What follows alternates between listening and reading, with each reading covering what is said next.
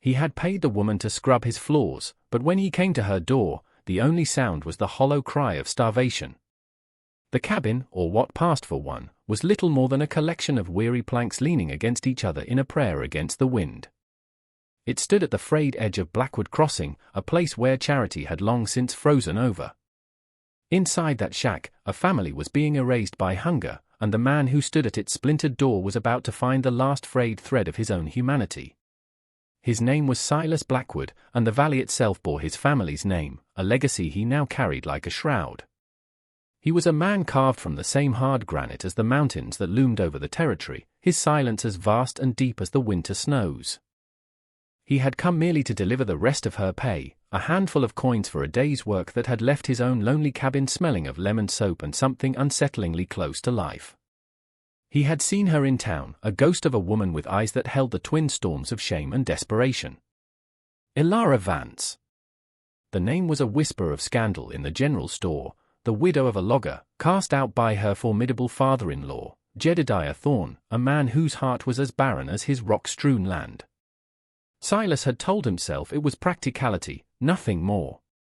His home, untouched since his wife Sarah's passing, was a museum of grief, laid in the dust of 5 silent years. He needed it cleansed. He'd approached Elara near the mercantile, his words clipped and direct. "My cabin needs cleaning." "I'll pay $1." She had flinched as if struck, her gaze darting to the worn soles of her children's shoes, visible even from a distance. A small boy with his father's serious eyes and a little girl whose hair was the color of faded corn silk. She had nodded, unable to speak, and he had pressed 2 coins into her palm as an advance, the metal cold against her trembling skin. Now, standing before her hovel, the metallic clink of the remaining coins in his pocket sounded like a mockery against the thin, wretched sound of a child's weeping. It was not a cry of tantrum, but of emptiness, a sound that scraped at a part of Silas he thought had died with his own infant son. He knocked, a hard rap of knuckles against decaying wood. The crying faltered, replaced by a fearful silence. He waited. The wind, sharp with the coming winter, whined through the cracks in the walls. He knocked again, louder this time. "Mrs. Vance." His voice was a rust-covered hinge, stiff from disuse. When no answer came, a cold dread, heavier than any sorrow he had known, settled in his gut. He pushed the door. It swung inward on a single groaning leather strap, revealing a scene of absolute destitution. Elara was huddled on a thin mattress on the floor, her arms wrapped around her 2 children. They were skeletal, their faces pale and smudged with dirt, their eyes huge and dark in the gloom. The little girl, Lily, was the one who had been crying, her small body racked with dry sobs. The boy, Caleb, stared at Silas with a fierce, frightened defiance. Elara looked up, her face a mask of horrified pride. There was no food in sight. No fire in the hearth. There was nothing but the 4 of them and the gnawing, silent beast of starvation. The $1 he had offered, the wage for her labor, was an insult to the depth of her suffering. For the first time in 5 years, Silas Blackwood felt something other than the dull ache of his own loss. It was a hot, searing shame. Without a word, he turned and walked away, leaving the door agape, the coin still heavy in his pocket, his own lonely cabin waiting, now seeming less like a sanctuary and more like a tomb. He did not go far. The walk back to his ranch was a blur of self-recrimination. The wind tore at his coat, whispering accusations he could not deny. He had seen her desperation and offered a transaction, a cold exchange of coin for labor, when what she needed was mercy. At his cabin, the scent of soap was a judgment. The clean floors gleamed with her sweat, the polished windows reflected his own hollowed-out face. He moved with a purpose he hadn't felt since before Sarah's death. He went to the pantry, a space that was more of a memorial than a place of sustenance. He pulled down a heavy sack of flour, a side of salted pork. He found a crate of potatoes in the root cellar, a bag of dried apples, and then he hesitated. On the highest shelf sat a row of mason jars, filled with preserved peaches, their golden halves suspended in syrup. Sarah's peaches. He hadn't touched them in 5 years. His hand trembled as he reached for one, the glass cool and smooth beneath his calloused fingers. It felt like a betrayal, and a homecoming, all at once. He loaded the supplies into a burlap sack, slung it over his shoulder, and walked back to the edge of town, the setting sun bleeding orange and purple across the vast, indifferent sky. He didn't knock this time. He pushed the door open and entered the small, cold room. The three of them were in the same position, as if they hadn't moved, frozen by despair. He swung the sack from his shoulder and set it on the rickety table with a heavy thud. He placed the jar of peaches beside it. The glass caught the last of the dying light, glowing like a captured sun. Elara stared at the provisions, then at him, her eyes flooded with a confusion so profound it eclipsed her pride. He met her gaze for only a second, his own eyes conveying an apology he could not speak. Then, as silently as he had come, he left. The next morning, as dawn broke, casting the valley in a pale, fragile light, Elara appeared at his door. She did not speak of the food. She simply took the bucket and rags he left on the porch and went to work. But something had changed. Her movements were no longer just diligent, they were infused with a fierce, restorative energy. She scrubbed and polished and mended, her hands bringing order not just to the physical space, but to the suffocating atmosphere of grief. In the afternoon, while dusting the rough-hewn mantelpiece, her fingers brushed against a small object tucked behind a stack of old letters. It was a bird, carved from a piece of pine, its wings half spread, its form still rough and unfinished. She traced the lines of the wood, a strange pang of tenderness echoing in her chest. She placed it back carefully, a secret she now shared with the silent, grieving man of the house. When Silas returned that evening, the change was palpable. It wasn't just clean. A vase, one he hadn't seen in years, sat on the table with a sprig of hardy wild aster inside. It was a small gesture, but it was life. It was a flicker of warmth in the cold, dead heart of his home. A silent pact was forged between them. Every few days, a sack of supplies would appear on her porch before sunrise. And every week, his cabin would be returned to a state of grace, a quiet testament to her gratitude. He began to see her children playing outside their shack, their cheeks slowly regaining a healthy color. They would stop their games when he passed, watching him with a wide-eyed curiosity that had replaced their fear. One day, Caleb, the little boy, took a hesitant step toward him, holding out a perfectly shaped river stone. Silas stopped. He looked at the boy, then at the stone offered in his small, dirt-smudged hand. He slowly knelt, his joints protesting, and accepted the gift. He gave a short, stiff nod, and the boy scrambled back to his sister, a proud smile on his face. Silas closed his hand around the stone. It was smooth and cool, a small, solid piece of the world, a silent word in a conversation that was only just beginning. The valley held its breath, poised on the cusp of winter. The sky turned a bruised, sullen gray, and the wind carried the sharp, clean scent of snow. The first flakes fell tentatively, then with a gathering fury, until the world outside Silas's windows was a churning vortex of white. The blizzard raged for a day, then two, burying the landscape under a thick, unforgiving blanket. On the third morning, a primal fear, sharp and unfamiliar, pierced through Silas's stoic calm. The shack. It was not built to withstand such a storm. The thought of Elara and the children, huddled in that flimsy structure as the weight of the snow pressed down, was a torment. He saddled his sturdiest horse, wrapping his face in wool until only his eyes were visible, and rode into the teeth of the gale. The world was a formless, howling chaos. The path was gone, landmarks erased. He navigated by instinct, by the memory of the mountains hidden behind the white curtain, his horse plunging through drifts that reached its chest. When he finally found the shack, his worst fears were realized. A section of the roof had given way, torn apart by the wind and the crushing weight of the snow. A gaping hole opened to the merciless sky, and the interior was being rapidly filled with a deep, encroaching drift. He threw the door open and found them huddled in the far corner, wrapped in every blanket they owned, their breath pluming in the frigid air. Lily was coughing, a weak, shallow sound that sent a lance of ice through Silas's heart. Elara looked up at him, her face etched with a terror that went beyond the storm. It was the terror of a mother watching her child fade. "We have to go," he said, his voice rough against the howl of the wind. There was no argument. He wrapped the children in his own oilskin coat, lifting the feverish Lily into his arms. Her small body was limp, her head lolling against his shoulder. He helped Ilara onto the horse, then handed the children up to her before mounting behind them, creating a human shield against the storm. The ride back was a desperate battle. But inside the warm, solid walls of his cabin, the blizzard became a distant roar. He built up the fire until it blazed, casting flickering shadows on the walls. He settled them near the hearth, peeling away their wet things and wrapping them in dry, warm wool blankets from Sarah's cedar chest. The cabin, once a space of solitary grief, was now filled with the small sounds of life, the crackle of the fire, the whisper of their breathing, the soft, rasping cough from Lily.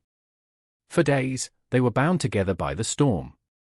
Ilara rarely left Lily's side, bathing her forehead with cool cloths, murmuring soft words of comfort. Watching her, a phantom pain clawed at Silas's throat. He saw Sarah, years ago, doing the same for their infant son, Daniel, her face a mask of desperate hope as a fever stole him from them. One night, as the fire burned low and the children slept, Ilara began to speak, her voice barely a whisper in the quiet room. She told him about her husband, Thomas, a kind man with a gentle laugh, killed when a rotten log gave way. And she spoke of Jedediah Thorne, a man who saw his son's death not as a tragedy, but as an inconvenience, a stain on his name. He had blamed her, called her a curse, and cast her out with nothing but the clothes on her back, content to let her and her children be swallowed by the harshness of the land. As she spoke, Silas moved to the mantelpiece. He picked up the unfinished wooden bird. "I was carving this for my boy," he said, the words aching in his chest. "Daniel. We lost him to a fever. My Sarah, she followed him a year later. They said it was pneumonia. But I know she died of a broken heart." He looked at Ilara, his gaze direct and stripped of all pretense. In his eyes, she saw not pity, but a profound and sorrowful understanding. She saw her own grief reflected in his. In that moment, surrounded by the sleeping children and the silent, listening night, the walls they had built around their hearts began to crumble. They were no longer just a man and a woman bound by circumstance, they were two survivors, sharing the sacred, wounded space of their pasts. As Lily's fever finally broke, a new, fragile peace settled over the cabin. Caleb, emboldened, began to follow Silas on his chores, mimicking his movements, his small face a study in concentration as he tried to help stack firewood. The storm had forced them together, but it was the shared vulnerability within those walls that had begun to bind them into something that looked startlingly like a family. As the snows melted, revealing the green promise of spring, a tentative hope began to take root on Silas's ranch. Ilara, no longer a visitor but a resident, had coaxed a small garden from the stubborn soil near the cabin. Rows of green shoots pushed through the dark earth, a vibrant testament to her nurturing spirit. The children's laughter, once a sound Silas had thought he would never hear again, now echoed against the barn as they chased butterflies in the warm sun. Life had settled into a rhythm of shared work and quiet companionship. He taught Caleb how to whittle, his large, calloused hands guiding the boy's small ones. Ilara mended his worn shirts, her stitches neat and careful, erasing the years of neglect. They spoke little, but their silence was no longer empty. It was filled with a comfortable, growing understanding, a language of shared glances and small, helpful gestures. But peace in the valley was a fragile thing. Word, carried on the winds of gossip from Blackwood Crossing, eventually reached the ears of Jedediah Thorne. He learned that the widow he had cast out, the woman he had left for dead, was not only alive but living under the protection of the reclusive Silas Blackwood. Thorne was a man whose cruelty was a shield for his own deep-seated inadequacies. He had resented his own son's gentle nature and had despised Ilara for what he saw as her softening influence. The thought of her finding refuge, of his grandchildren thriving outside his control, was an intolerable affront to his pride. One bright afternoon, as Silas was repairing a fence line and Ilara was hanging laundry, a cloud of dust appeared on the horizon. It resolved itself into 3 riders, moving with an arrogant, menacing purpose.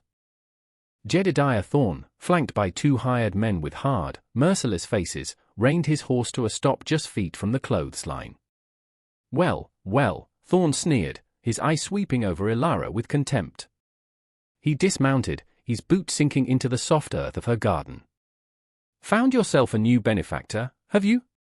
I should have known your kind would land on your feet." Ilara froze, a clothespin still in her hand. The blood drained from her face, but as she looked at her children, who had run to hide behind her skirts, a fire she didn't know she possessed ignited in her soul.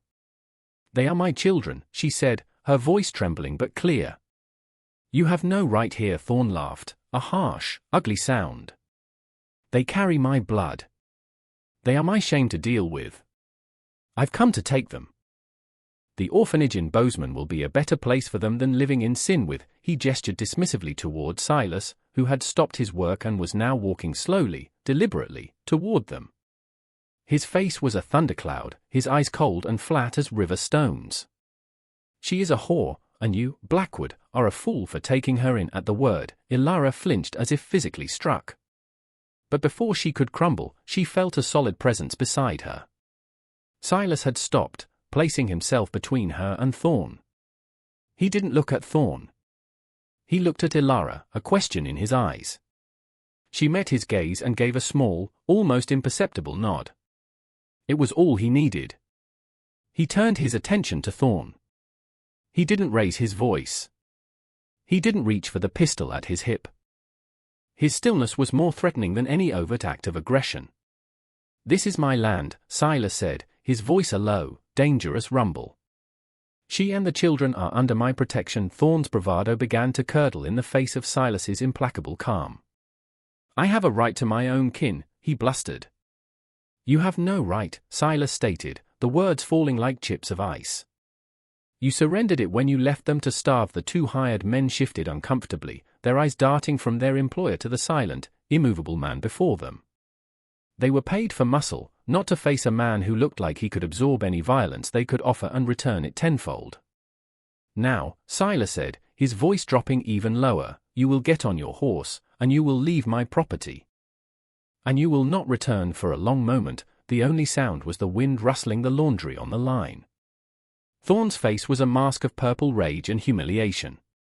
He was a bully, and his power dissolved when it met unshakable resolve. He sputtered, searching for a threat that didn't sound pathetic, but found none. He spun on his heel, wrenched himself into his saddle, and galloped away without a backward glance, his hired men scrambling to follow. Ilara watched them go, her body trembling with the aftermath of the confrontation. She looked at Silas, his jaw still clenched, his hands balled into fists at his sides. He had stood for her. He had defended her honor and protected her children as if they were his own. Tears welled in her eyes, not of fear or shame, but of overwhelming, profound gratitude. In that moment of quiet defiance, under the vast Montana sky, a covenant was sealed. They were no longer two separate, broken people. They were a fortress. They were a family. The confrontation with Thorn was a storm that cleared the air, leaving behind a profound and settled peace. The shadow of the past had been faced and driven back, and in its place, the future began to bloom. The days that followed melted into a warm, golden summer. The ranch, once a monument to loss, became a cradle of life. Silas taught Caleb how to read the land, the language of the clouds, the tracks of the deer that came to drink at the creek. He watched the boy's confidence grow, seeing a strength and earnestness that reminded him of what a father's pride felt like. Ilara's garden flourished, a riot of color and sustenance. She filled the cabin with the scent of baking bread and fresh-cut flowers, overlaying the old memories of sorrow with new memories of joy. The home was alive again, its heart beat the rhythm of their shared lives. Lily, shy and watchful, became Silas's little shadow, often sitting quietly on the porch steps while he worked, her presence a sweet, gentle comfort. One evening, as the sun dipped below the mountains, painting the sky in hues of rose and gold, Silas sat on the porch, a familiar piece of pine in his hands. He had worked on it in stolen moments, sanding and shaping, pouring into the wood all the things he could not say. He worked the final edge smooth with a piece of worn leather, the scent of pine sharp in the cooling air. Lily came and sat beside him, peering at the object in his hands. It was the bird from the mantelpiece, now complete. Its wings were fully spread, its head tilted as if listening to a distant song. It was perfect. Silas held it out to her. "For you," he murmured. Lily took it with reverent hands, her small fingers tracing the smooth, graceful lines. A radiant smile, pure and bright as the morning sun, lit up her face. She hugged the bird to her chest and, for the first time, threw her arms around Silas's neck in a spontaneous, heartfelt embrace. The unexpected warmth of it cracked something open in his chest, a feeling so potent it almost brought him to his knees. After the children were asleep, he and Ilara sat together on the porch, watching the first stars appear in the indigo sky. He reached into his pocket and pulled out another carving, this one much smaller. It was a single wildflower, a wild aster like the one she had first placed in the vase, its delicate petals intricately carved from a piece of light-colored birch. He didn't have the words for a proposal, no pretty speeches or grand declarations. He had only this small, humble offering, a symbol of the beauty and resilience she had brought back into his world. He held it out to her.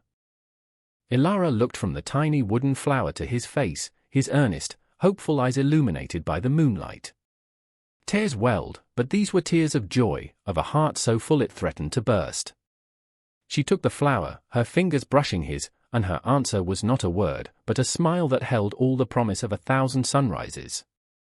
They were married a month later, not in the cold stone church in town, but under the shade of a great cottonwood tree by the creek, with the mountains as their witness and the children as their only guests. Life unfolded, season into season. The ranch thrived. The cabin was filled with warmth and love. The ghosts of the past were not gone, but they were quiet now, their sorrow softened by the healing balm of a family forged in kindness and courage.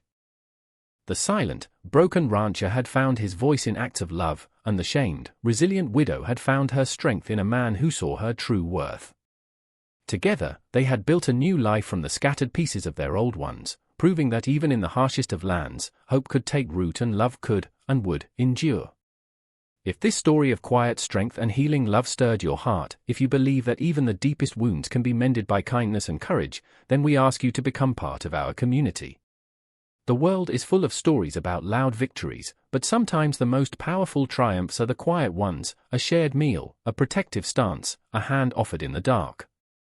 These are the moments that truly define us. If you agree, please subscribe to our channel. Like this video, and join us in celebrating the enduring, resilient, and redemptive power of the human spirit. Your support allows us to continue telling stories that matter, stories that remind us all of the profound good that can be found in the simple act of caring for one another.